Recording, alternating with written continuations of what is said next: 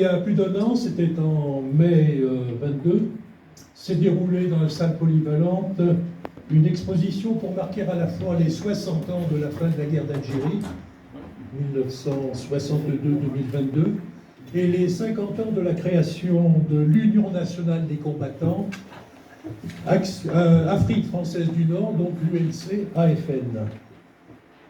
À l'initiative de deux précédents présidents, Robert Moulou, hélas disparu, et l'inénarrable, bien entendu, Raymond Brunet, encore une fois, nous avons pensé que c'est par une exposition que nous pourrions rassembler les mémoires, les documents, et puis l'énergie aussi, de tous les adhérents de la section UNC de Chassieux.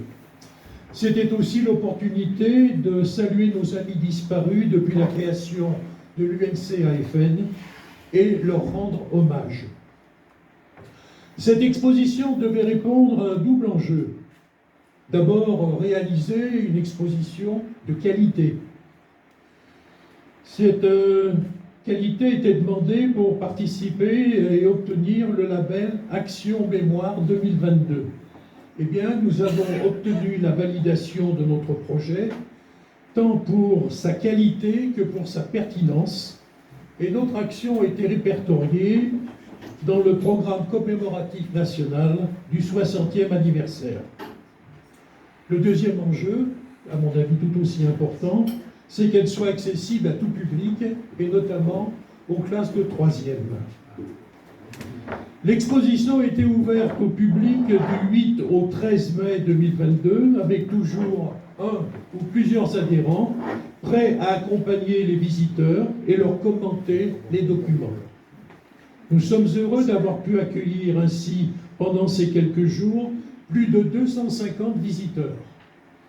3 classes de 3e du collège Léonard Vinci, le conseil municipal des enfants, et 2 visites vidéo de Morgane Martinez.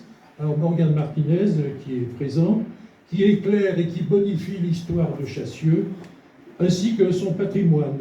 Ce sont 2 vidéos d'ailleurs qui sont toujours visibles sur Facebook, à la rubrique « Il était une fois Chassieux ». Je laisserai à Raymond Brunet le soin d'évoquer la création et la vie de la section, et moi je vais m'occuper plutôt de la partie historique, c'est-à-dire la commémoration de cette fin de guerre d'Algérie. Alors il fallait partir d'une trame historique solide et acceptée par tous. Et puis bien sûr, pour qu'elle soit intéressante, l'illustrer abondamment par des cartes, des photos, des déclarations, etc. Et c'est bien ce que nous avons fait. Alors évoquer la conquête de l'Algérie eût été vraiment trop long et sans doute aussi trop ambitieux. Par contre, il fallait montrer l'importance en 1954 de l'Algérie à l'intérieur de l'empire colonial français qui faisait quand même la gloire de la France.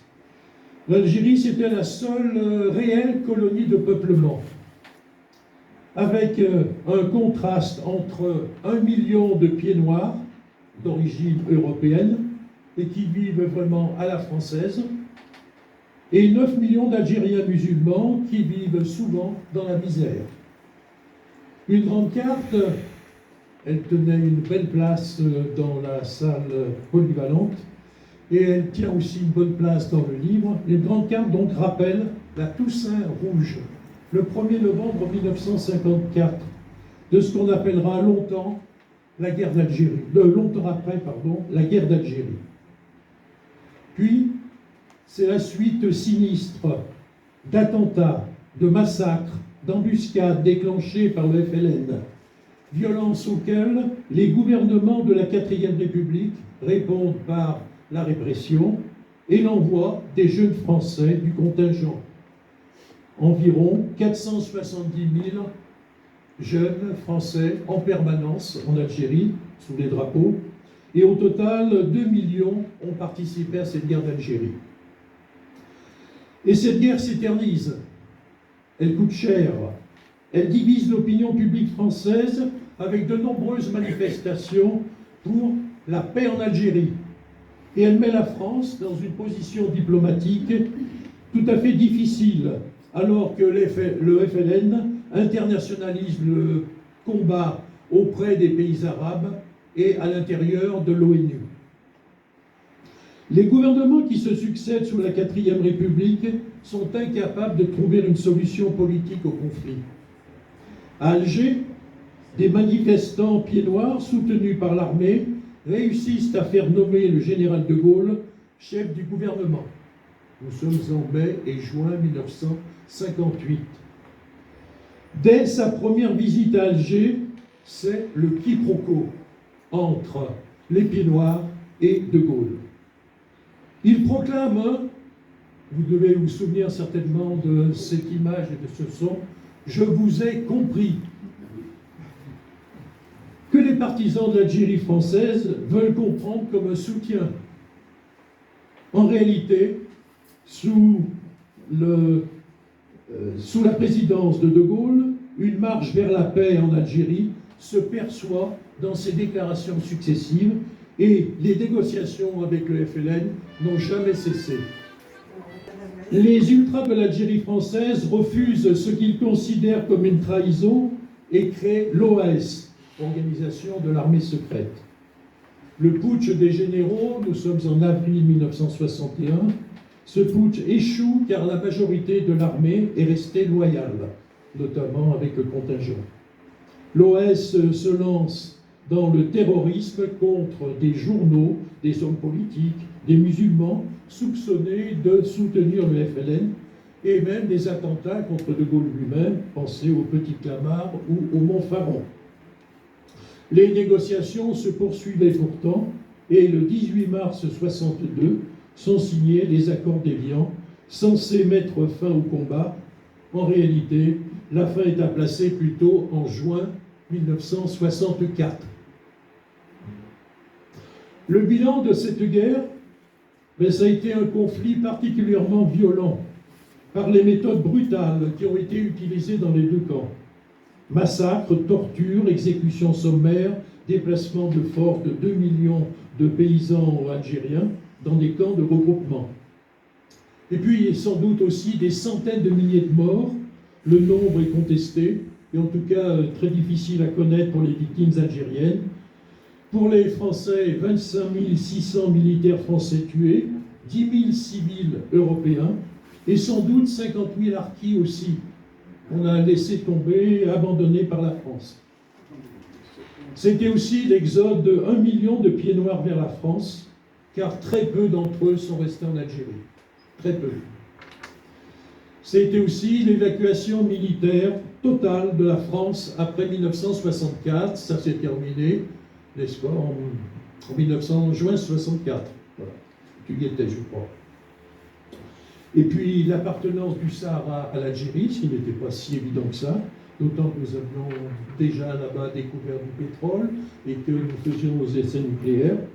En tout cas, le Sahara est laissé à l'Algérie. Et puis, et on en sait encore quelque chose, des rapports franco-algériens, toujours aussi tendus entre les gouvernements, 60 ans après la fin de la guerre. On vient de voir il y a peu de temps qu'un couplet vient d'être rajouté à l'hymne national algérien.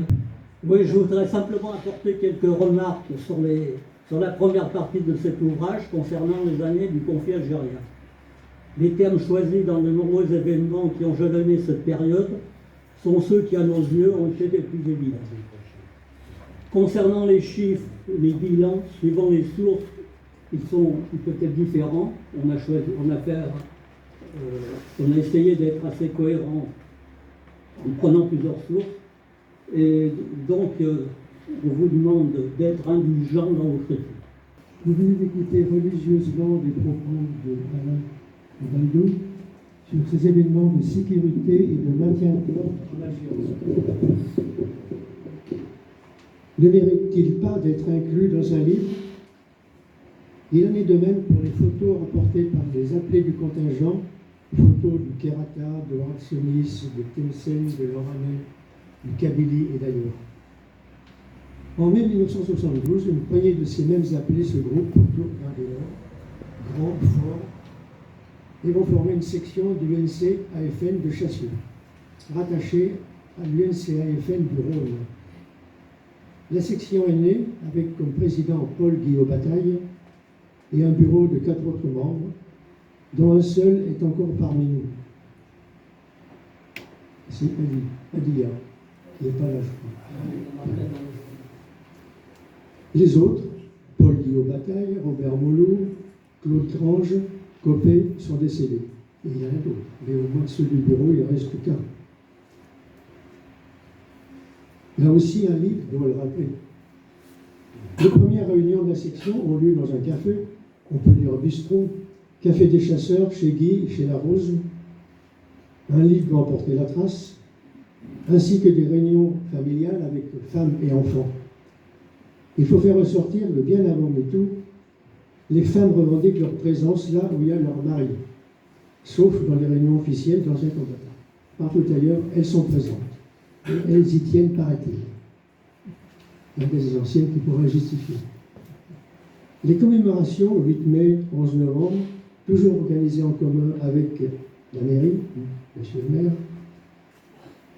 avec la remise de médailles, les congrès nationaux ou locaux, avec un porte-drapeau toujours présent. L'actuel président peut justifier 30 ans de porte-drapeau. Où est-ce qu'il est ? Le congrès qui a eu lieu à Chassieux en 1992 doit être présent dans un livre, sans oublier les anniversaires de la libération de Chassieux, les inaugurations de la maison du combattant, là où nous sommes en ce moment, et la stèle des anciens combattants de la FN un peu plus haut sur la colline. La section très vite sut se montrer partout en Chassieux et devenir indispensable. Presque toutes les fêtes étaient organisées avec les anciens de la FN, devenus très vite les AFN, carrément. Eux-mêmes en organisaient. On peut citer les balles avec du concours de Miss AFN, des spectacles au Luminier tout juste construits, le tir au pigeon d'argile bien sûr, on est toujours bien avec les écologistes, qui donnait lieu à un gigantesque méchoui, 4-5 boutons, ouvert à toute la population, le concours de pétanque, mixte, avec souvent plus de 100 doublettes, ça fait quand même 200 personnes qui jouent, le concours de belote poachée qui remplissait la salle des fêtes. Tout ça, on doit le trouver dans un livre. À la fête villageoise, avait-on besoin de volontaires pour l'aide au parking, pour la vente des billets d'entrée, pour la buvette? Il y avait toujours des volontaires, il y avait toujours des volontaires dans la troupe des AFN. Merci Paul, disait-on. Il faut saluer ici la stabilité de l'équipe dirigeante. Le président Paul Guillaume Bataille gardant les rênes pendant plus de 35 ans, avec une interruption d'une année. Félix Gaillard. Un deuxième, Raymond Joie, restant 13 ans comme président. Tout ça mérite une mention dans un livre, ainsi que les qualités d'un chef cuisinier, comme Daniel Bilan, que beaucoup ont connu, aidé par ses grouillots. Sorti de HEC, hautes études culinaires, il mit à l'honneur à Chassieux la côtelette à la sauce moutarde, le tablier de sapeur, les tripes à la lyonnaise, des recettes aussi pour la fête villageoise. Cela changeait du sandwich jambon beurre ou jambon cornichon. Cela mérite une inscription dans un livre.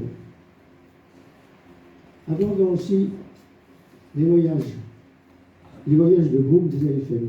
Après des croisières sur des fleuves français et en train, folklorique, ils visitèrent aussi la France du Grand Sud, puis s'échappèrent à l'étranger, dans presque tous les pays et les îles de Méditerranée.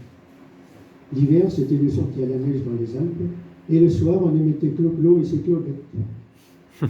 Tout rôle tenu par des AFN. Toutes ces énumérations, vous les avez rencontrées lors de l'exposition de l'année dernière, qu'on vient de préciser tout à l'heure, et vous allez les retrouver souvent sous une autre forme dans le livre que nous vous présentons aujourd'hui. Intitulé Reflet de l'exposition, écrit à deux mains, mis en page avec l'aide d'un ami d'un air d'Italie, imprimé un concours précieux de monsieur le maire et du conseil municipal, du monde du conseil d'administration, on vous remettre gracieusement un exemplaire.